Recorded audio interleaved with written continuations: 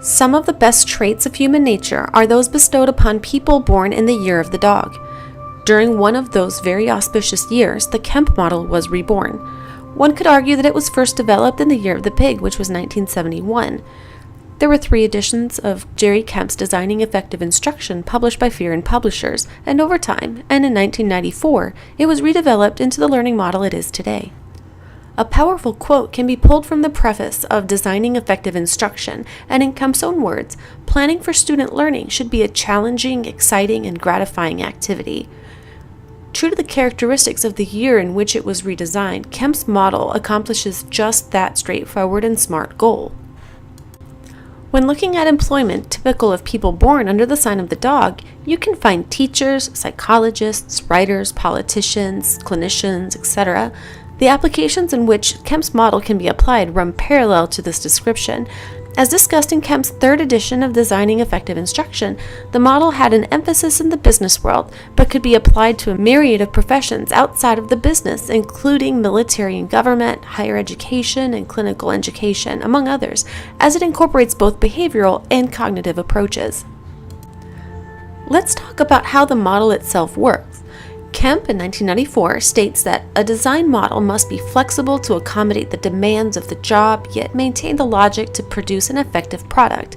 And then he goes on to expound upon this definition to state that a design model must grow with the instructional designer. The Kemp model accomplishes this by removing the linear step-by-step approach and utilizes ovals to demonstrate its fluidity. He also emphasizes the term element over steps or stages. This allows for the instructional designer to jump in anywhere and continue working with the model, and to not get caught up within one aspect of the overall process. For example, not all projects will require assessments. Some models may require these, but with Kemp's model, you may determine that these are not needed and you can still continue to work. Within the inside circle, you can see the 9 elements. They are interrelated, meaning that decisions made can affect the others. So let's go through them quickly one by one. With this first element, you can identify the instructional problems. Examine intended audience. And here we can describe the demographic characteristics of the learners and their background knowledge. Analyze subject content. Here we can consider the real-world applications of the content from the learner's perspective. Write instructional objectives. Here we can define the cognitive and behavioral skills the learner will perform because of the instruction. Order instructional content. Here we can determine a logical sequence for the instruction while considering variables such as prerequisites and levels of difficulty. Decide how to present material. Here we can develop instructional strategies for recall, integration, organizational, and elaboration. Some examples could be memorization, or generating questions, or creating diagrams. Develop the instruction. Here we can decide how to introduce your message to the audience. Develop evaluation instruments. Here is from where you can conduct formative or summative evaluations based on standards of achievement. Select relevant resources. Here we can also identify supplementary resources such as media and examples, equipment, and even personnel to support your instruction.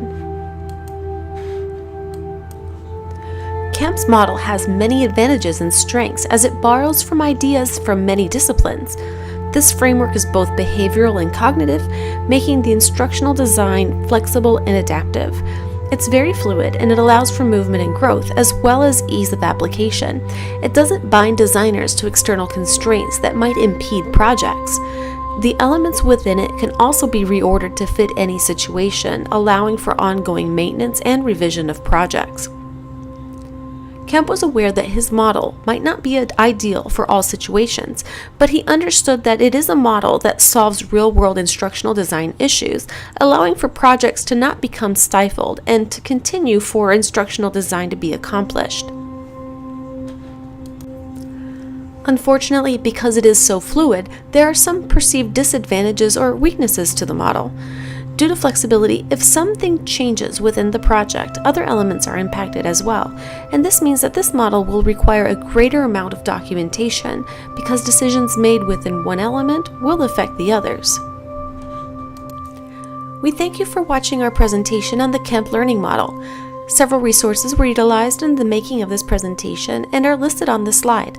The music utilized throughout the presentation is available on bensound.com.